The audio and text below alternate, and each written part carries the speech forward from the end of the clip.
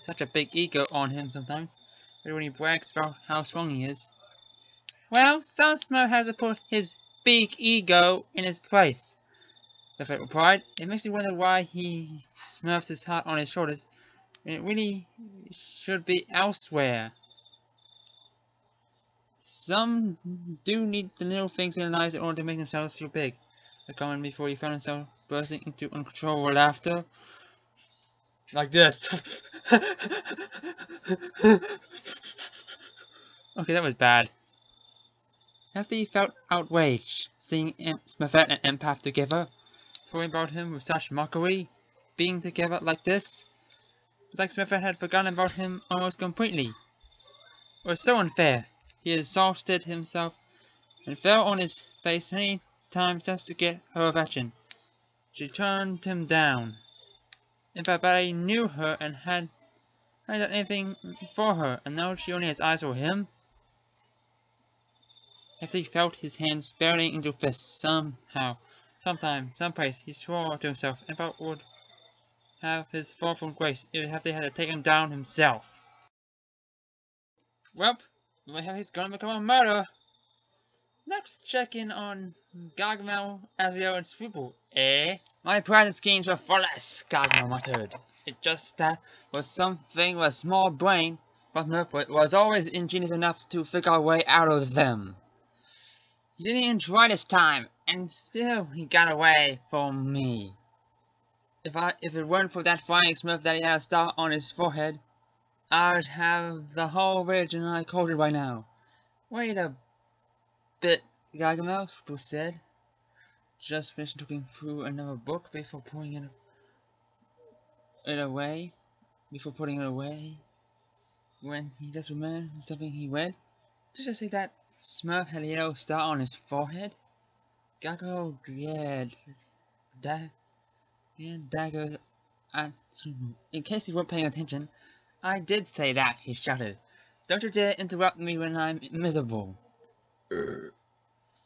Well, he was sorry looking glimpse at this before stopping things fly around in here, Scruple said, showing him pick up a book he pulled off a shelf. Gal snatched the book from his hand and read the section in it. His eyes opened when he found that in the ancient human text it was translated in. The section was about the legend of Smurf birthmarks, particularly the yellow star mark. He who is smurfed with the star, with the mark of the stars, is truly blessed by the stars. It is this Smurf who possesses this beyond all imagining, beyond the five senses. Ability that only the strong of minds can harness. Reads out loud, beyond the five senses. Stretches her hand around as he pondered about his wound. Final sentence, Scruple said, also pondering, in a kingdom. That must mean the sixth sense. The ability to move things with your mind and such.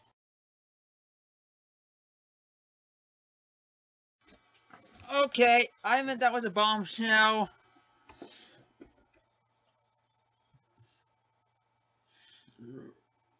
Meanwhile,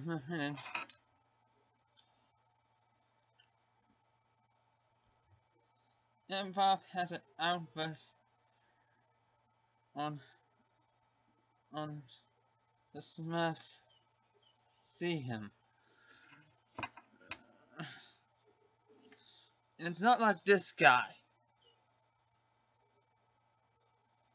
Apparently, this is the only thing I can use to represent dumb. So I'm gonna be using it whenever I make a dumb joke.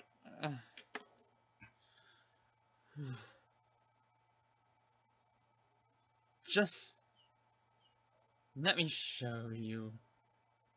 In my show, let me read it out to you. Is this all that I am for you, Smurfs? And I yelled at no Smurfs. No, the undivided attention. Just some statue to be worshipped whenever any of you feel like. Just a stone idol with no life or any feelings. Just something you can use for your own selfish whims. That's how I felt about the psyches when I was living among them. Only nobody worshipped me. Those years I visited the Smurf village, I thought you people were different. You people actually cared about others who were like, or even unlike yourselves. But now I see that all any of you really care about is your own selves. That half-naked, ape-faced poet that you call a leader, your father. Smurf just watched Empath a bit fearfully. The Psyche Master was worried about one thing, he told me. But everything was so poorly invented. You Smurfs are nothing but a group of backwards, blue-skinned savages. And what's worse, I am to be born as one of you. If this is what true meant is to be a Smurf, then I don't wish to belong to your perfect kind anymore. And after that, he did this.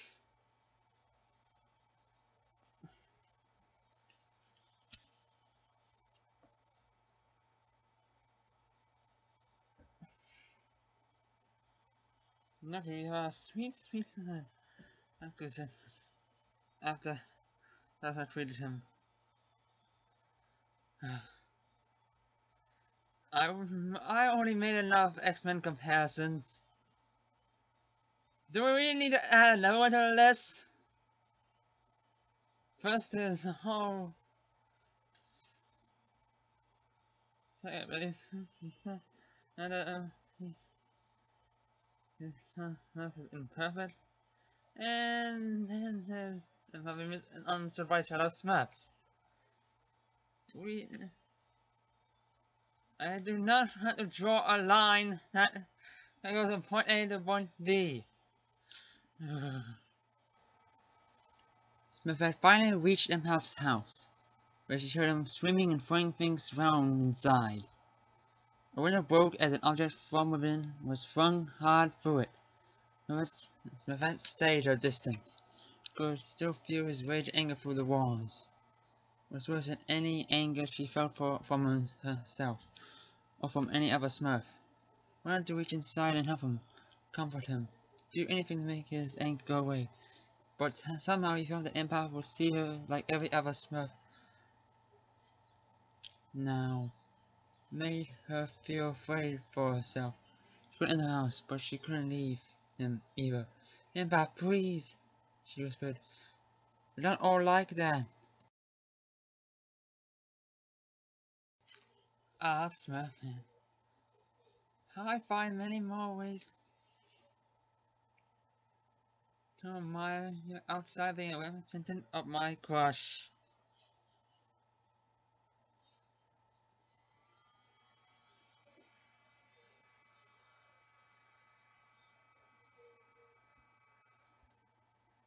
You have this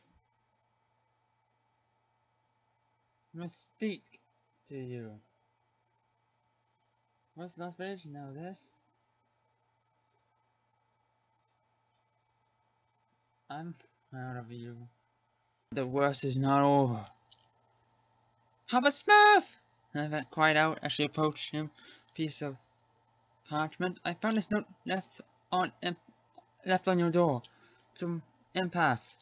I'll not appear the worst. He pulled out his glasses and looked as he took Empath's note and read it out loud.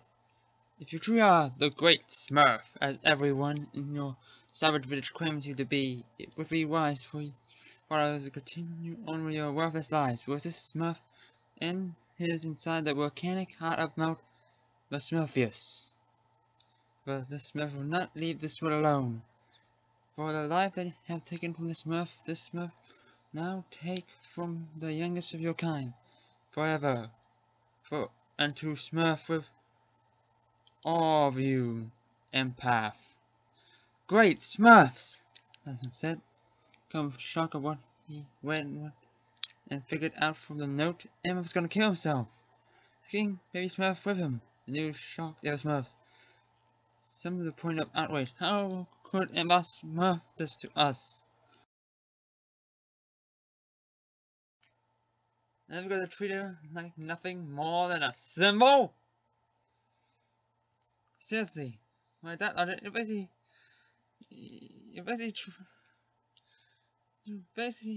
treat him like he's just a savior. At your back and call. In other words, you basically just told. You basically just you see Empath how must you see Superman. I mean, come on. I mean, Superman is the first superhero ever created, depending on who you ask. And everyone just sees him as an unrelatable, godlike figure.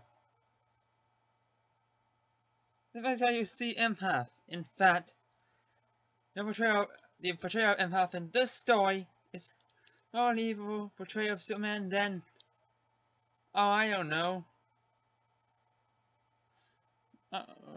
Quest for Peace. I'll say Man of Steel, but that joke has been overdone.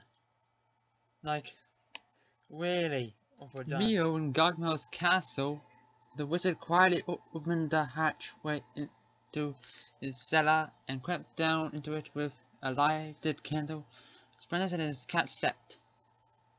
He didn't want to let Super and Azrael know exactly what the great book of spells, source of Gargamel's magic powers, would give him to find and defeat the Smurfs. Gargamel, his previous experiences with the spirit that inhabited the great book of spells, were anything but successful. But this time, Gargamel told himself he would get it right.